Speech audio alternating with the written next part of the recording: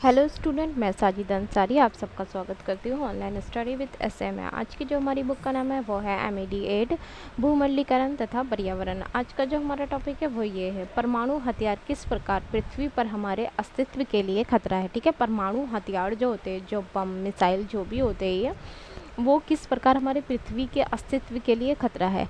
आइए देखते हैं। द्वितीय विश्व युद्ध के बाद विश्व के अधिकांश देशों ने परमाणु हथियारों का उत्पादन शुरू कर दिया था। ये देखा गया है कि जब द्वितीय विश्व युद्ध समाप्त हो गया था तो उसके बाद परमाणु हथियारों का उत्पादन बहुत ज़्यादा शुरू कर दिया गया था सभी देशों ने। और एक अनुमान के अनुसार परमाणु शस्त्रों की संख्या में लगभग 50,000 तक भारी वृद्धि हुई है। और एक अनुमान लगाया गया है कि जो परमाणु शस्त्रों की जो संख्या थी उसमें 50,000 तक वृद्धि हुई है।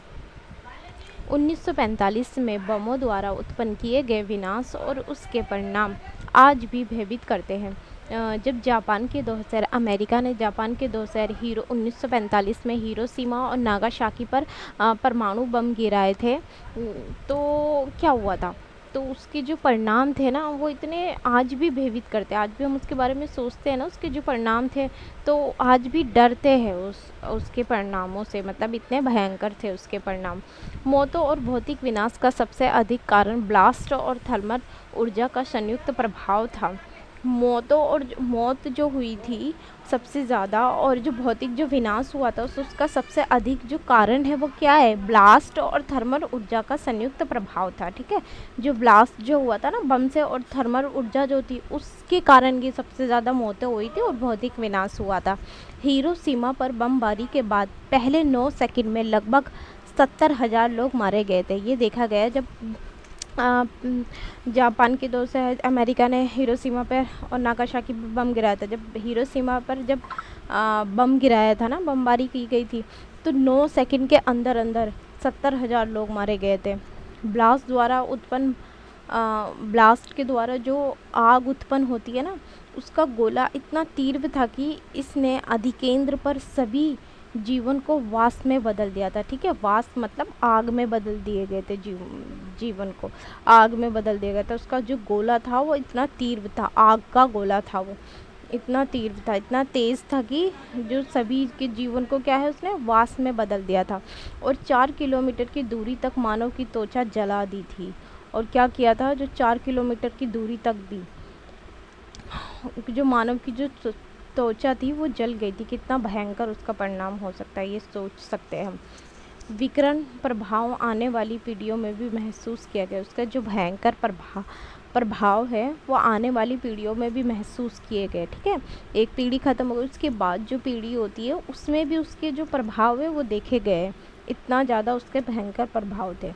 जो रेडियोधर्मी कण छोड़े गए उनके परिणाम स्वरूप बड़े पैमाने पर भूमि और जल प्रदूषण हुआ था। जो रेडियोधर्मी जो कण छोड़े गए थे उसके कारण क्या हुआ था, बड़े पैमाने पर भूमि जो थी, जो मिट्टी जो थी और जो जल था वो बहुत ज़्यादा प्रदूषण हुआ था उसके कारण।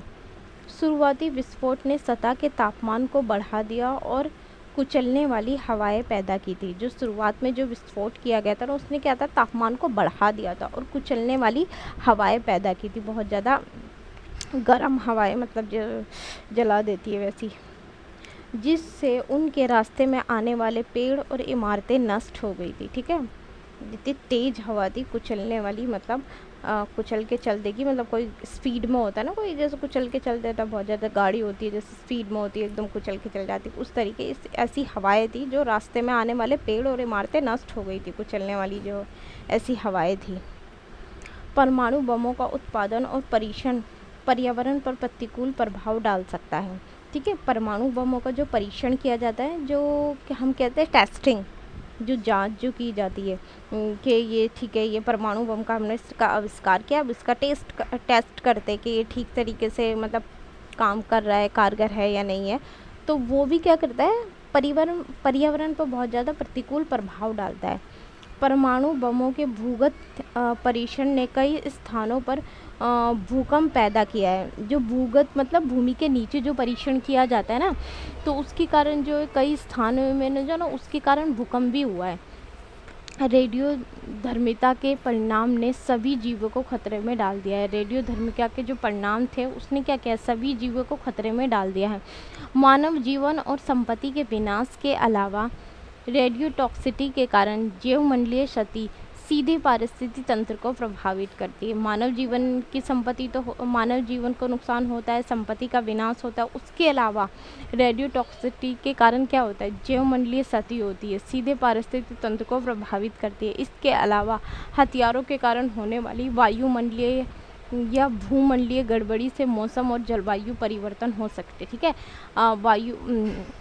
हथियारों के क्या कारण हो सकते हैं कि वायुमंडलीय और भूमंडलीय गड़बड़ी के कारण क्या हो रहा है, मौसम में जलवायु परिवर्तन देख रहे हैं ना, बिना मौसम बारिश होना, सूखा पड़ जाना, कभी बारिश होना, सर्दी में गर्मी होना, ये सारी चीज़ें क्या हो रही है, ये सारी मौसम में गड़बड़ी हो रही है। ये सब इन सारी चीज़ों के कारण हो रहे हैं। निष्कर्ष, अतः हम ये कह सकते हैं कि परमाणु हथियार पृथ्वी पर हमारे अस्तित्व के लिए खतरा है, क्योंकि इससे न केवल बहुत अधिक मात्रा में जान माल की हानि होती है बल्कि पर्यावरण पर भी। कंक्लूज़न क्या निकला है, इसका कंक्लूज़न ये निकला है कि हाँ ठीक है, इससे बहुत परमाणु से हम ये कह सकते हैं कि बहुत अधिक मात्रा में जान माल की हानि होती है, ये हमारे अस्तित्व के लिए खतरा है, क्योंकि न केवल इससे बहुत अधिक मात्रा में जान माल की हानि होती है बल्कि पर्यावरण पर भी बहुत अधिक नकारात्मक प्रभाव देखने को मिलते हैं। इसलिए इसके विनाश को रोकने के लिए बहुत सी संधियाँ व समझौते हुए हैं।